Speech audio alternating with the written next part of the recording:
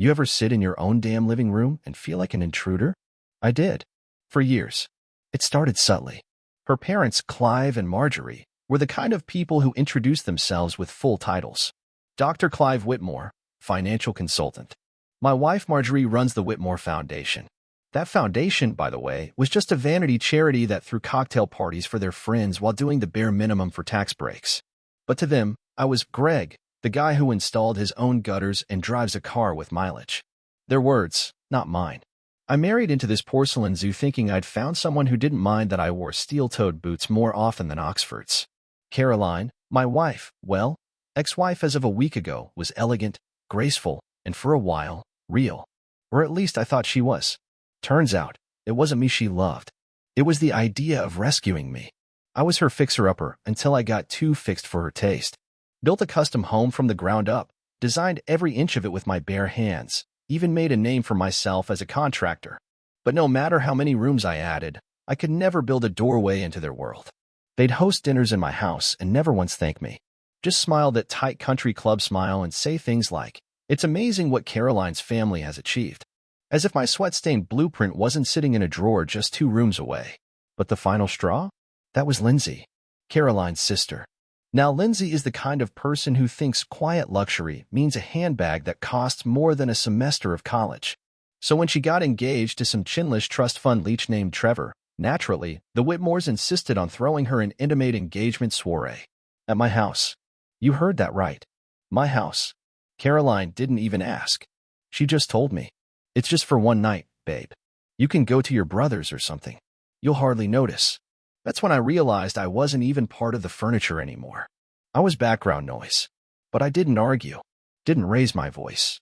Because I'd already moved out. 2 weeks earlier. They didn't notice because I'm good at quiet exits. That house was never truly mine, not with the way they treated me. So I found a clean apartment across town, packed what mattered, and left behind the walls they'd infected with pretense and entitlement.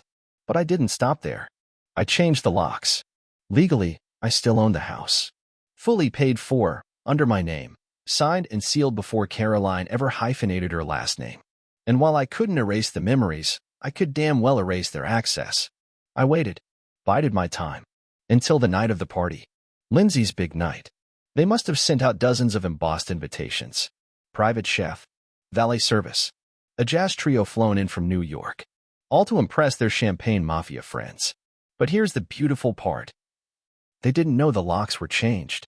Didn't know I'd canceled the catering, or the valet, or the musicians. Didn't know I'd redirected all deliveries. They didn't even know I'd hired a security team to make sure nobody entered the property without the actual homeowner's permission. So when those Range Rovers and Teslas started pulling up the driveway, guests stepping out in silk and satin expecting hors d'oeuvres and string quartets, all they found was a locked gate and a giant sign that read, "Private property.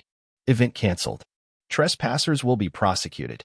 And I was parked 2 blocks away, sipping a black coffee and watching the chaos unfold through a set of binoculars like it was a Broadway show written just for me.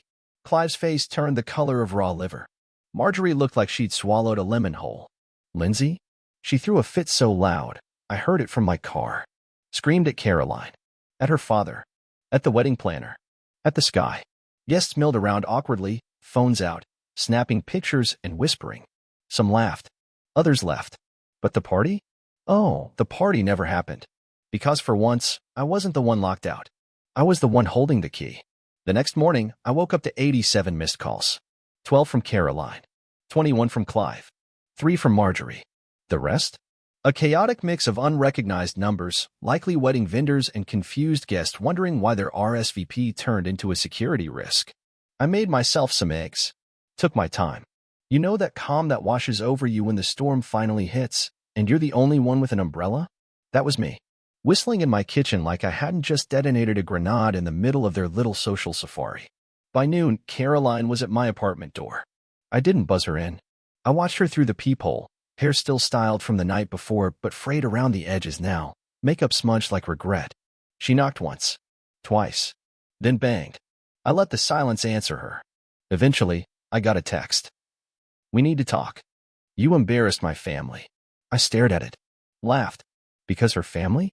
They'd spent the last 5 years using my house like a rental space with a butler they refused to tip. They threw their insults with linen napkins and tried to disguise disdain as charm. Embarrassment? Please. That was earned. Later that evening, I went back to the house, my house. I hadn't set foot there since I changed the locks. And stepping into it now, it felt different. Not just because the air reeked of wilted roses and wasted caviar, but because for the first time, it truly felt like mine again. There were wine glasses scattered on the front porch, a crushed stiletto near the garden, and someone had left behind a fur wrap draped across the banister, probably Marjorie's, the queen of borrowed elegance. I walked through the foyer, past the custom marble table they once laughed at. Rustic? Really, Gregory? And into the living room where I had spent 3 years nodding along to stories that made my skin crawl. Everything looked hollow now. Shiny, expensive, curated, but not lived in. That's what they never understood. A house isn't made by the chandeliers or the imported wallpaper. It's in the way you breathe when you walk through the door. And for me, that house had started to suffocate. Until now. The next day, Caroline finally sent a message that cut through the noise. You had no right to humiliate us. This is unforgivable. You know what's funny?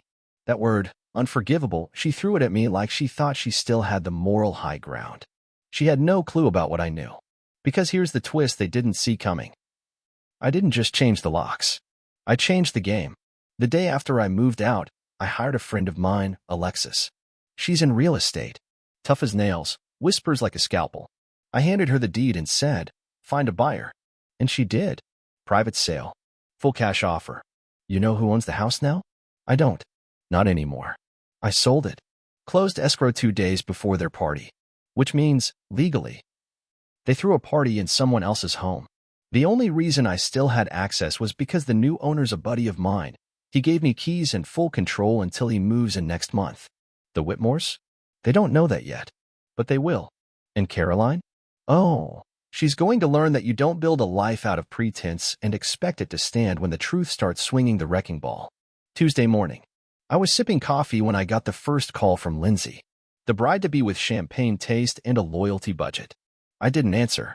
She left a voicemail, shrill and cracking at the edges. Greg, I don't know what game you're playing, but you better fix this. I had investors at that party. People who matter. This was my moment. I played it twice.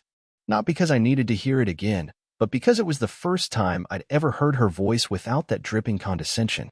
She sounded rattled, like someone who just realized the world didn't bend around her birthday wish. Good. By midday, I got a call from the real owner, Daryl Evans, the guy who bought my house. He was laughing. You weren't kidding about these people. Some lawyer named Clive Whitmore tried to file a cease and desist against me for unlawful ownership. I emailed him a copy of the title and told him to take a long walk off a short yacht. That's Daryl for you. Ex-military. No time for pomp. We'd served on a job site years ago, back when I was still figuring out which end of the nail gun to point. Good man. I knew if I sold him the house, he'd treat it like something real, not a damn trophy. And now he was having the time of his life watching Clive lose his grip. That evening, Caroline finally showed up at my apartment. No text this time. Just her, standing in the hallway, looking like a porcelain doll somebody dropped on the way home from the gala. I opened the door halfway. Greg, she said, voice flat. What did you do? I didn't invite her in. Just leaned against the frame, arms crossed. I sold the house. Her face crumpled like damp paper. You what? I moved out. Remember? I said. You said I wouldn't even notice the party. Turns out, you didn't notice I was gone. She blinked hard, trying to compose herself, then switched tactics. But my parents, Lindsay, used me like a prop in their little stage play. I cut in. You think they ever asked whose name was on that deed? I built that house from the ground up, Caroline. You ever ask how many nights I slept in a sleeping bag on subflooring while that place came together? Her eyes were glass now. I didn't mean for it to. Of course you didn't. That's the problem. You never meant for anything to happen. It just did. While you let them throw me under the bus and call it gratitude. She stepped forward. I made a mistake, Greg. I let them take over. You let them belittle me. For years. In my own home. And you did nothing. That was the part one couldn't forgive. The silence. Not the cruelty from her parents. They were snakes in tailored suits. That was expected. But her silence? That was betrayal in its purest form. She stood there for a long time. probably waiting for the old me, the version of Greg who would say it's okay and offer her tea and tell her we'd work it out. But that Greg? He sold the house. I need to figure out what to tell everyone, she whispered. I shrugged. Tell them the truth. That you built your castle on someone else's sweat and got evicted when the foundation walked out. Her shoulders slumped. She turned and walked away. No final plea. No dramatic goodbye. And that's when I knew it was done. Not with a fight, not with a slap, not even with tears. Just quiet steps down a hallway I didn't live in anymore. And that's the thing about people like her. They're not afraid of betrayal. They're afraid of consequences. And the reckoning? That's just getting warmed up. I always said Caroline's family ran on image, like a gaslight engine. Once the shine wore off, once you saw the parts underneath, the rust, the leaks, the mismatched bolts, you couldn't unsee it. The fallout came faster than I expected. Wednesday morning, I opened my inbox to find a screenshot from a buddy in town. It was from a local Facebook group called Briarwood Neighbors. Why were emergency services called to the Whitmore engagement party? Someone posted a photo of guests milling around the locked gate, confused and overdressed, standing beside a valet who looked like he'd just been laid off mid-shift. Comment thread was a wildfire. That's Greg's house, isn't it? Wait, did they throw a party on a property that wasn't theirs? Word is, the owner sold it the week before. Whitmore's got booted. LOL. And then the kicker from a guy who ran the local paper. Clive Whitmore just pulled all his ads from our magazine. Wonder why. The dominoes had started to fall. You see, Clive and Marjorie built their clout in Briarwood like they built their dinner parties on credit and borrowed class. Once people caught wind of what happened at the engagement debacle, sponsors started pulling out of their charity galas. An anonymous source leaked that the Whitmore Foundation misused donor funds for event expenses.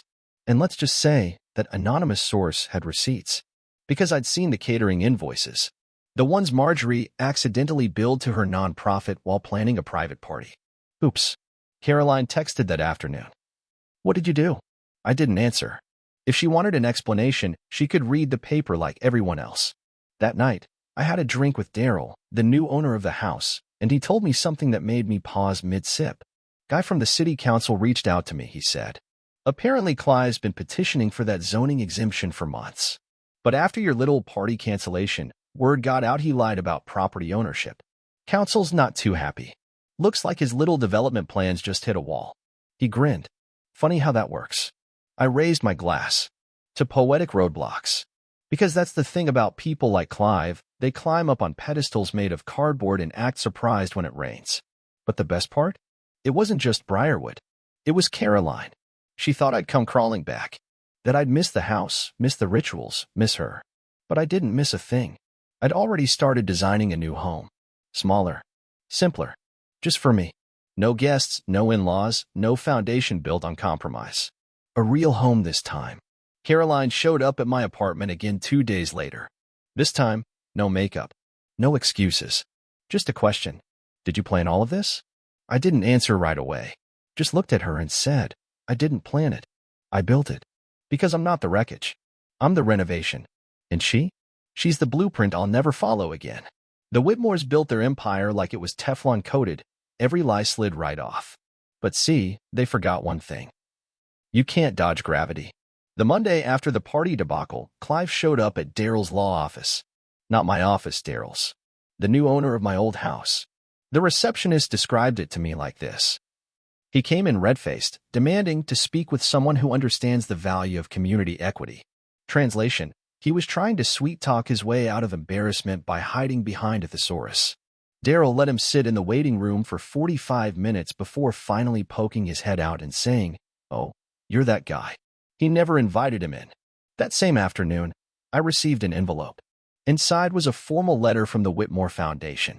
Marjorie, in her signature holier-than-thou tone, was requesting a cease and desist regarding the defamation of the Whitmore family name through local channels and digital forums. She cited harassment, unauthorized disclosure, and, you'll love this, vindictive theatrics. I laughed out loud in my kitchen. Vindictive theatrics? Lady, I didn't dress up in your daughter's wedding gown and set the backyard on fire. I changed the locks and let your own lies do the talking. But what really nailed the coffin shut? A phone call from a woman named Samantha Alcott, senior editor at Tri-State Business Weekly. She left a message. Mr. Alden, My condolences on your recent separation.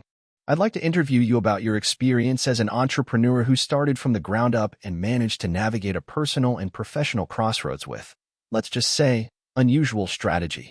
We're doing a piece on reputation and resilience. I called her back. We talked for over an hour. I didn't bash Caroline. I didn't insult the Whitmores. I just told the truth, exactly as it happened. I built my own home, from nails to roofing. I let people use it because I thought love meant compromise. When they crossed the line, I didn't fight. I closed the door. And when they embarrassed themselves, I didn't lift a finger. Samantha thanked me, said it was refreshing. 2 weeks later, the article ran. The Man Who Changed the Locks, When Respect is More Than Real Estate, by Samantha Alcott. It went viral. I got emails from husbands, builders, therapists, even one retired judge, saying they'd been there. That reading it felt like someone finally lit a torch in the fog.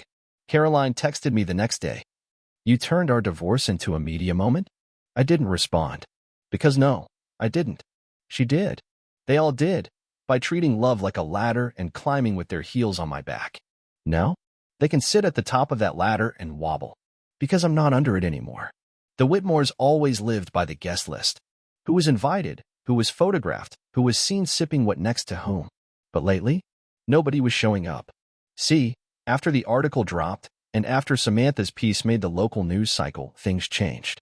Not all at once, not with fireworks, but in slow, humiliating drips. First, Clive's name disappeared from the Chamber of Commerce's keynote invite. He'd been slated to speak for the 3rd year in a row. Now, scheduling conflict, which was PR code for, you're a liability now. Then Marjorie's foundation lost 2 major sponsors, quiet withdrawals, no press statements, just funding gone. Turns out, donors get jumpy when they find out their charitable dollars might be subsidizing lavender macaron towers and vintage champagne flights. But the best part? Lindsay. She tried to rebook her engagement party. Same theme, same guest list, same nauseating level of fake sophistication at another venue uptown. They turned her down. Apparently, the manager had read the article too. He sent a very polite email. In light of recent events and community concerns regarding ethical behavior and property usage, we are unable to accommodate your request at this time. We wish you the best. Caroline didn't take it well. I know because she left a voicemail I almost felt sorry for. They're treating us like we're radioactive, Greg.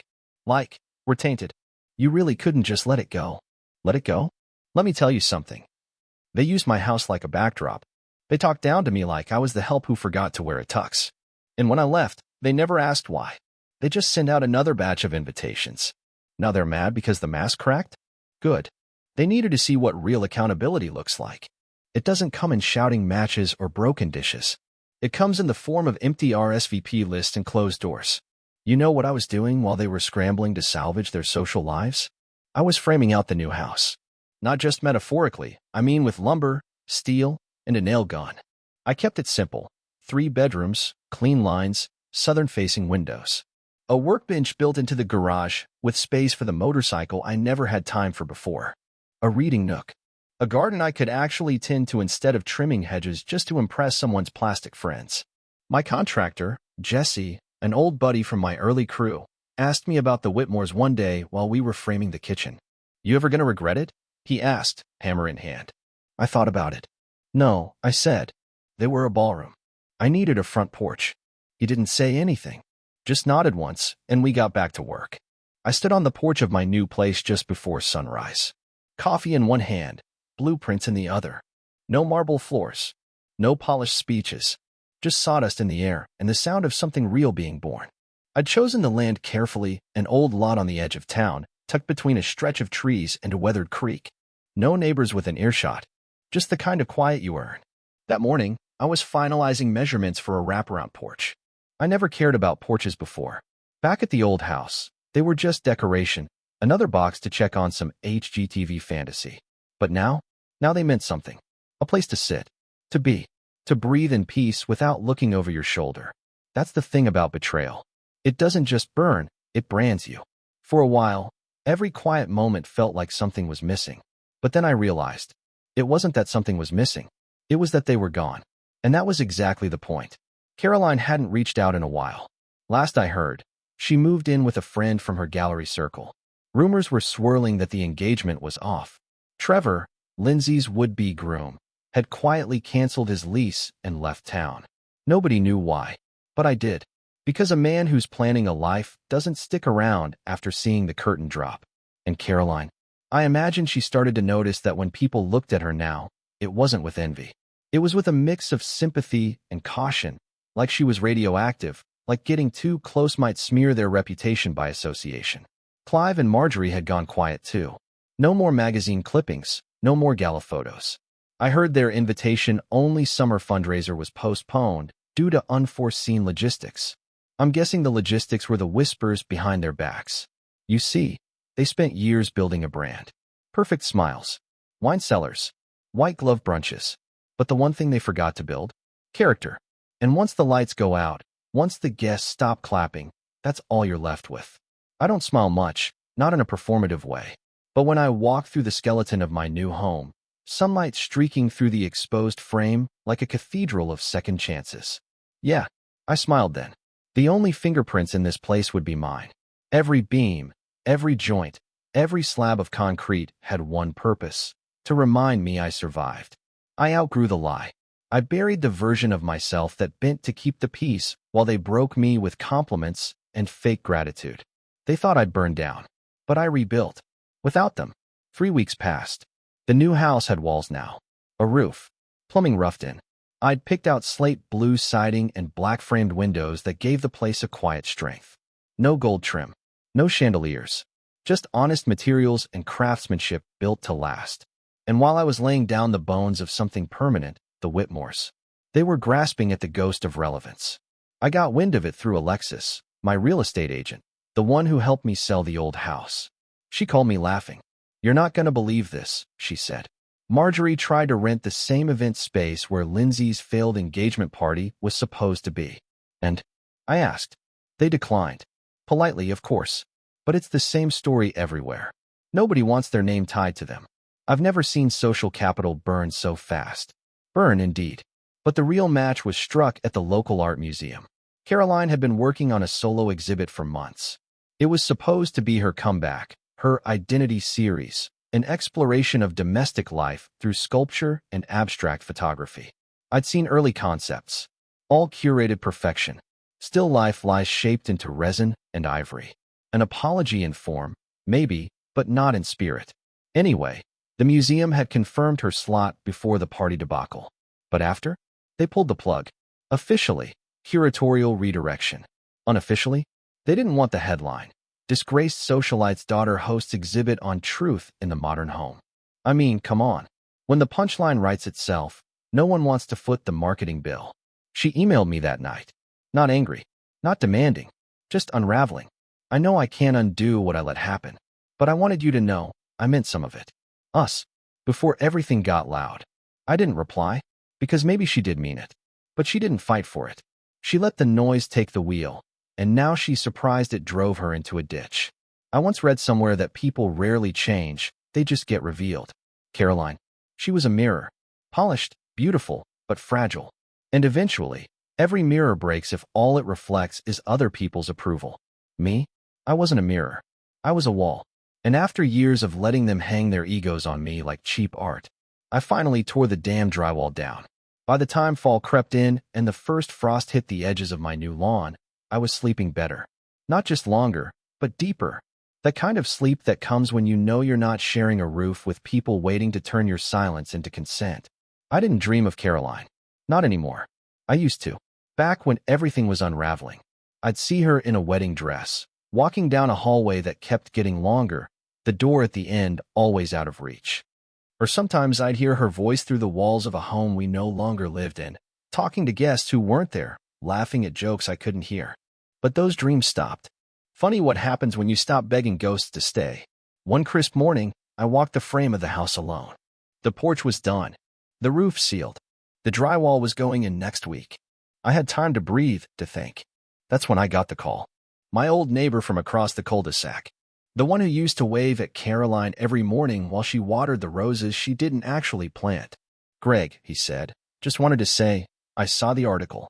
All of it. And I know we didn't talk much, but good for you." There was a pause. Then a sigh. I used to envy you, man. That house. The parties. The car. Thought you had it figured out. I smiled. So did I. He chuckled. But I see it now. That wasn't a life. That was a showroom. He wasn't wrong. It was a showroom. Glossy. Perfect. And utterly hollow. I thanked him. We hung up. I stood on the porch a while longer, letting the cold air settle in. It hit me then how quiet everything had gotten. No more texts from Caroline. No more threats from Clive. No Marjorie sending empty cease and desists or Lindsay trying to borrow my name to fix her image. It was all quiet. Because here's what people like that never expect. They don't know how to handle silence. They expect war. They're prepared for drama. Screaming. Scandal. But silence? Silence says, I don't need you anymore. It says, you're not worth the air it takes to stay angry. That's what scared them most. Not my revenge. Not the headlines. My peace. Because once a man walks out of the house you thought you locked him in, and he doesn't look back, you don't own him anymore. It was a Thursday in late October when I got the invitation.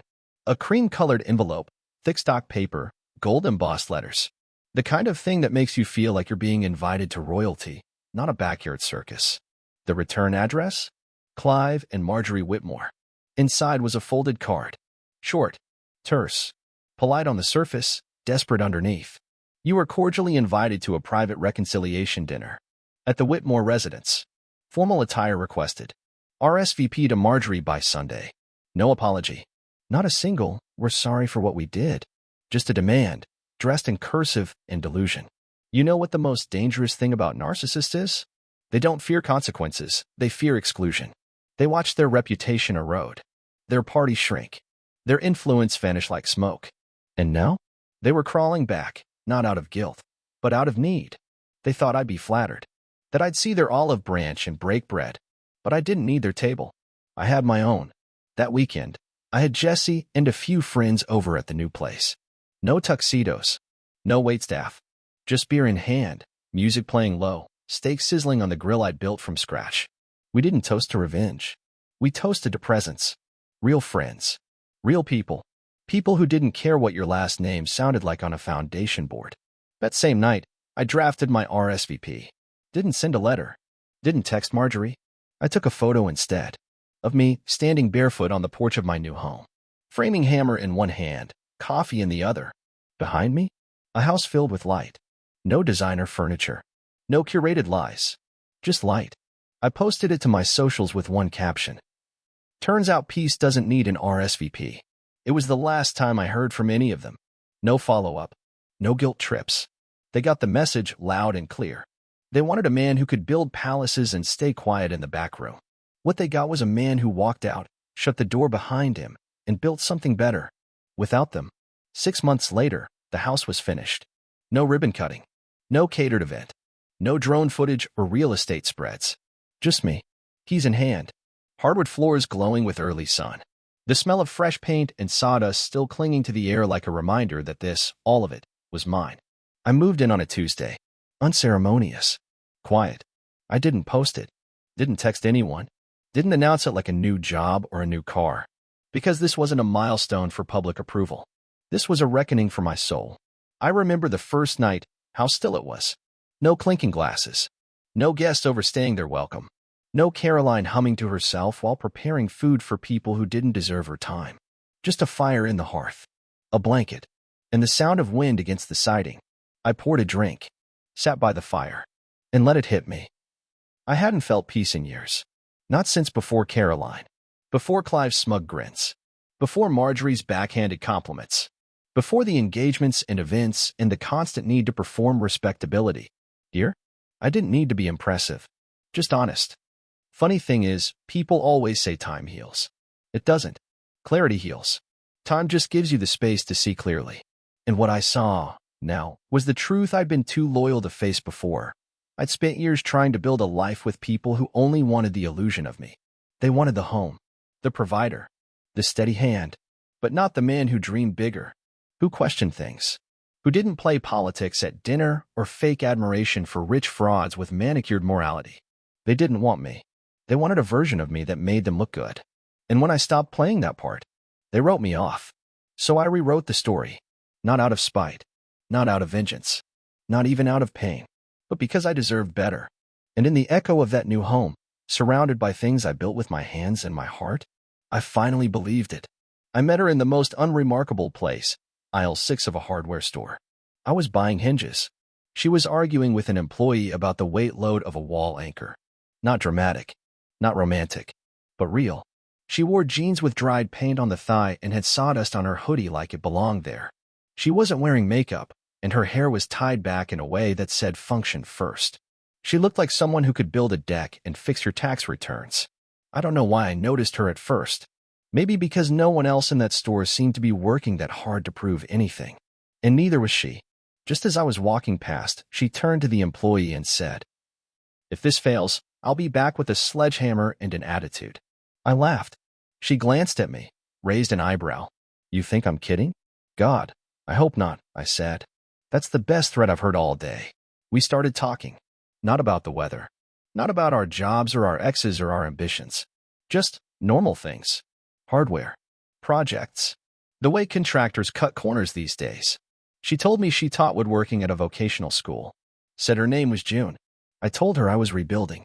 She said, "Good." That was it. No sparks flying. No fate wrapping us in silk. Just two people in a hardware store, both buying parts for something they were building themselves.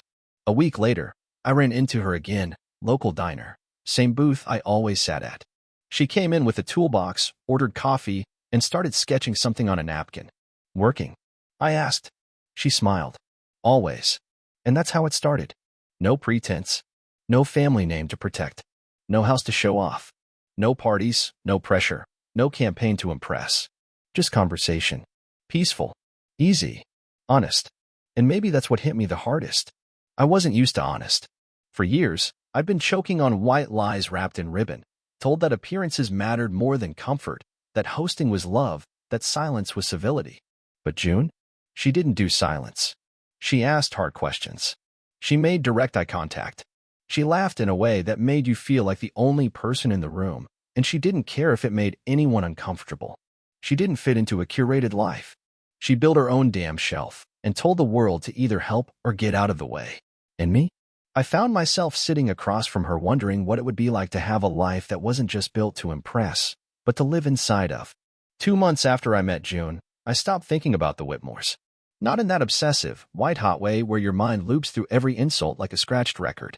No, they just faded. I was too busy. June had helped me finish the tool shed out back, painted it mustard yellow, and called it the Fortress of Function. We built a planter box. She taught me how to weld. I taught her how to make cold brew the right way. It was easy. Not perfect, not cinematic. Just real. We weren't in love. Not yet. But the silence didn't need filling, and that said more than 1,000 stolen glances ever could. Then came the knock. It was a Tuesday night. Wind rattled the windows a little, one of those Midwest gusts that smelled like snow and unfinished business. I opened the door and Caroline. Hair shorter now. Face thinner. The kind of thin you don't get from dieting, but from carrying weight you never built muscle for. She held a folder. Didn't say anything at first. Neither did I. Then finally, softly, you moved on. I didn't confirm it. Didn't deny it. She looked past me into the house, saw the hanging Edison lights in the kitchen, the shoes by the door, the jacket that wasn't hers. She nodded, once, then held out the folder. "It's the last of it," she said. "Legal stuff. Your accountant needed some signature pages I forgot to send. Thought I'd deliver them myself." I took the folder. Didn't invite her in. We stood there a moment longer. She looked down at her shoes. "It's strange," she whispered, "how you can live with someone for years and still not know what they look like when they're finally free." I waited, because there's nothing to say to that. Then she looked up. "She's not like me, is she?" I met her eyes and answered truthfully, "No, she's not." Caroline didn't cry, didn't flinch. She just gave the smallest, saddest smile I've ever seen and turned back toward her car. No screaming, no drama, just a quiet acknowledgement that she'd walked out of the theater and finally realized the applause wasn't for her anymore. I watched her taillights disappear down the drive. And when I closed that door, it didn't echo. It clicked. Like closure. 2 days after Caroline showed up, June and I were sitting on the back porch, watching the late autumn sky burn itself down to amber. We didn't talk much. She never asked about Caroline. She didn't have to. Instead, She pointed her boot at the west side of the yard and said, "That spot right there? Would be perfect for a workshop." I raised an eyebrow. "For what?" "For whatever you're scared to start," she said, sipping her tea like it was no big deal. "You've got the hands of a builder but the heart of an artist. And I know you haven't touched a design in months." She was right. Before the Whitmore Circus, before the house I sold like a declaration, I used to sketch ideas. Functional furniture, custom shelving systems, tiny homes that made the most out of every square inch. I loved that stuff, but somewhere along the way, I buried it. Because the Whitmores didn't value function. They valued optics. You couldn't impress a man like Clive Whitmore with dovetail joints or seamless storage. He wanted marble, not meaning. So I stopped building for me. Until now. "You serious?" I asked, testing her. June just smiled. "I already pulled the permit request. It's on your desk." And that was the difference. Caroline would have held a gala to fund it, posted renderings online, and demanded the contractor dress and designer denim. June? She handed me a wrench and said, "Let's get started." So we did. Laid out the posts that weekend, marked the footings in the frost-bitten dirt. And just like that, I started building again. Not for a name, not for approval. For the simple joy of creating something that made sense, held weight, and served a purpose. We didn't call it a studio. That sounded too delicate, too clean. We called it the Rebuild. Because that's what it was. A physical representation of every moment I'd been underestimated, undervalued, or politely erased. A space where every screw whispered, "You were always enough." That week, June hung a hand-painted sign on the door. Burnt into reclaimed cedar. Built with scars. Held together by purpose. She looked at me after hanging it and said, "You don't owe anyone your past. But your future? You better build that like you mean it."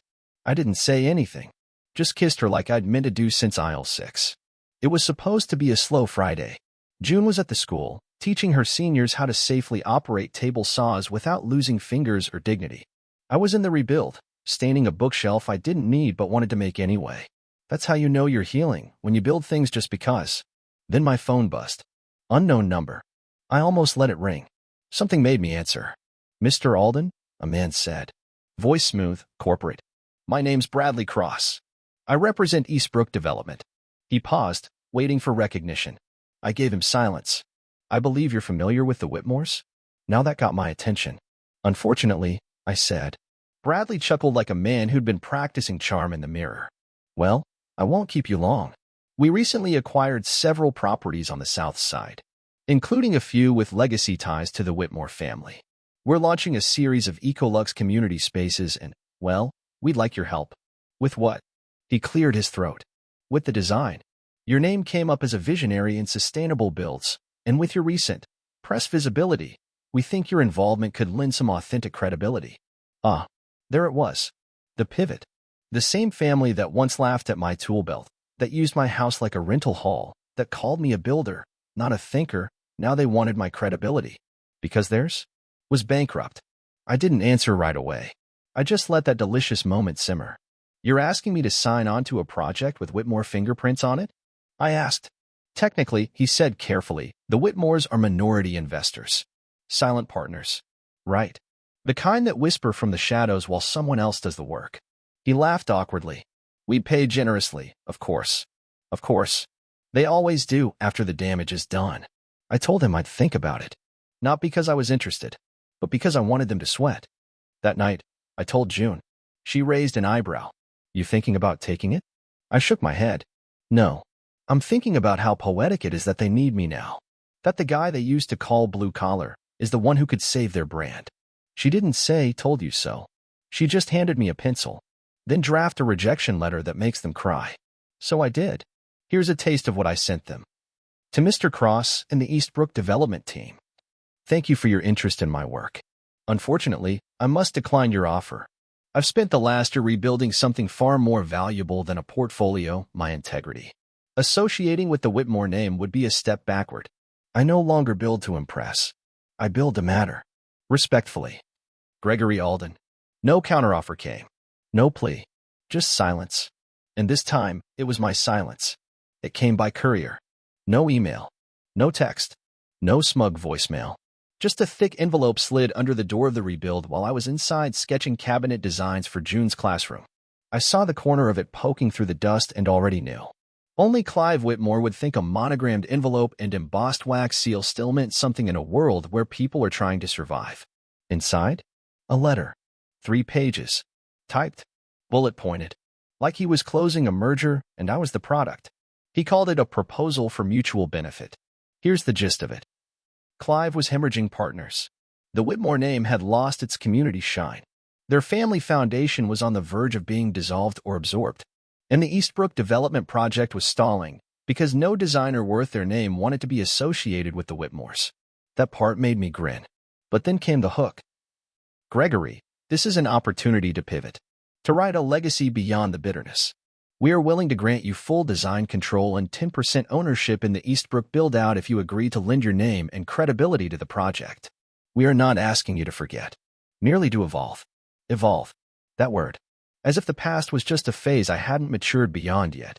As if the problem was that I'd stayed angry too long, not that they never paid for what they did.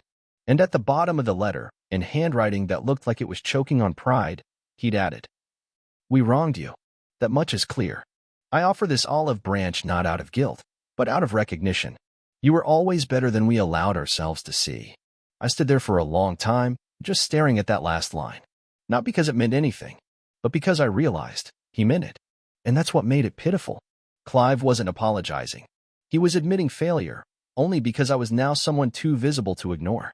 Because the empire was crumbling, and the one man they'd called small-minded was the only one not buried in the rubble. I didn't respond. Instead, I framed the letter and hung it in the bathroom of the rebuild, right above the toilet. June saw it the next morning. She laughed. "You're gonna need a nameplate under it." I grabbed a Sharpie and wrote, "In case of ego, flush twice." Clive's letter didn't rattle me. It confirmed what I already knew, that the Whitmores, for all their status and starch, never learned how to lose. They thought silence was compliance. That if you didn't scream back, you'd cave eventually. But I'd been playing a longer game. 3 weeks before his letter arrived, I'd had a quiet conversation with someone I trusted, a woman named Vanessa Chin. Commercial real estate attorney. Tactical as hell. We'd worked together on a city contract years back, and she owed me a favor. I cashed it in. You see, Eastbrook wasn't just building condos. They were gunning for a community center, a small business plaza, and, most importantly, naming rights for the entire Southside revitalization project. They thought they had it in the bag. What they didn't know, I'd already submitted my own proposal. Under a different LLC I'd created, Iron Post Design Group. Quiet. Clean. No fanfare. Just solid architecture, sustainable planning, and one hell of a legacy rewrite. With Vanessa's help, I pitched an alternative development to the city board. Smaller footprint, better environmental impact, 42% community ownership model. And I offered to donate the design fee for the civic buildings, library, community hub, and Veterans Memorial Plaza. In short, I gave the city something the Whitmores never could. A future rooted in service, not showmanship. The city didn't just like it. They voted it through. Unanimously. When the news broke, it didn't lead with my name. That's how I wanted it. No press photo. No interviews. Just one sentence in the announcement that made my coffee taste better for days. The Eastbrook bid has been withdrawn following the approval of a competing proposal from Iron Post Design Group. The project will now move forward under new architectural leadership. Clive never responded to that one. Didn't send a follow-up letter. No voicemail. No messenger in loafers and cologne. He disappeared. Not loudly. Not dramatically. Just gone. And I didn't toast. Didn't gloat. Didn't spike a football. I went out to the rebuild, put on some music, and started sanding the next piece of oak I'd use for the library reading benches. Because this was the victory, not his collapse. My construction. You know that moment when the dust finally settles? Not just in the room, but in your chest? That was December. Snow on the window frames. Coffee in June's chipped mug. Her boots by the door. The rebuild finished, shelves full of our mess plans, sketches, stains we never wiped clean. We didn't care. Because it wasn't perfect. It was ours. June moved in around the time the Iron Post project officially broke ground. No announcement. No key ceremony. Just a weekend where she brought over 3 duffel bags, a tool belt, and her dog, Brisket, a 3-legged mutt with more attitude than grace. We cleared out the second bedroom and turned it into her workroom. She hung her tools, her sketches, that same napkin she first doodled on at the diner. I told her she didn't need to frame it. She said, "That's where this started. I'm not throwing out my first draft just because I'm living in the final cut." And that's June. She doesn't erase the past. She builds over it. Every morning, we walk the property line together, coffee steaming, Brisket limping beside us like he owned the land. And every time, I felt the same thing. Peace with weight. Like the ground finally held me. We weren't in love like fireworks.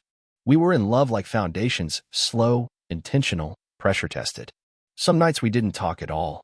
She'd work on a commission piece while I adjusted wiring diagrams for the Ironpost project, and the silence would hum like music in a home that didn't need noise to feel alive. But it wasn't just comfort. It was alignment. She didn't need me to be anything I wasn't. She didn't ask for polished words or exaggerated wounds. And when she touched me, whether it was a brush on the shoulder or the weight of her hand on my chest, it felt like acceptance. Not forgiveness. Not permission. Recognition. I once told her the Whitmores made me feel invisible in my own house. She looked at me and said, "Then let's build one where no one's allowed in unless they see you first." That's what we did. Brick by brick. Rule by rule. We hosted dinners, but only with people who made us laugh. We danced in the kitchen, but never to impress. And when the first snow fell heavy enough to bury the porch steps, she turned to me, hair wild, eyes calm, and said, "This is what survival looks like when you stop flinching." She was right. It was March when the letter came. Not from Clive. Not from Caroline. Not from the ghosts of parties past. No, this one was official, stamped with a city seal. Award nomination. The Ironpost project had been nominated for the State Civic Design Honor. Not just for the build, but for the model. Community-first architecture. Equitable zoning. Ownership rights that didn't favor legacy money. It wasn't just recognition. It was validation. The part that twisted my stomach? There was a gala. A black tie event. I didn't want to go. Not because I was nervous. Not because I doubted what we'd built. But because the last time I wore a tux in a room full of rich people, I watched my own marriage die in real time while pretending the soufflé was impressive. But June? She showed up at the porch swing with a dress wrapped in plastic and a glint in her eye. "Come with me," she said. "Not for them. For us." So I did. And it wasn't like last time. I didn't feel small. I didn't tug at my collar or glance over my shoulder wondering if someone was mocking my shoes. Because June walked in beside me like she'd never once doubted where we belonged. People stared. Not out of judgment, but curiosity. Because they'd heard the story. Pieces of it. The builder who walked away.